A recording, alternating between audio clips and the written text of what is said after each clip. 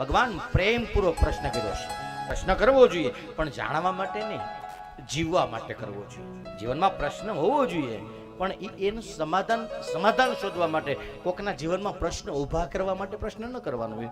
હા, પ્રશ્ન તો દરેકના જીવનની અંદર, પણ આપણો પ્રશ્ન કરવાનો છે. એના જીવનમાં જે છે એનો પ્રશ્ન નથી પૂછવાનો. કેમ ભાઈ, હમણાં ખબર પડે એટલે કે તમે હમણાં બે ભાઈ હારે ઓછા દેખાવશો, એટલે એમ કેવા માંગતા હોય તમે કયો અમે નોખા થવાના છીએ, એમ એ સાંભળવા હાટું થઈને બાજુમાં હા કેમ હમણાં બાઈ મળવા ગઈ લાગે છે, ખબર જ હોય ઝઘડો કરીને વહી ગઈ છે, તોય બે વખત વધારે પૂછે હા મળવા ગયા લાગે છે, હમણાં દેખાતા. આ પ્રશ્ન કરીને તમે તો હોઈ જાઓ, પણ પેલી જગ્યાએ આ દિવાસલી લાગી ગઈ. મારા ભગવાન, આ પ્રશ્ન નથી, આ કોકના સંસારમાં લગાડેલી આગ છે.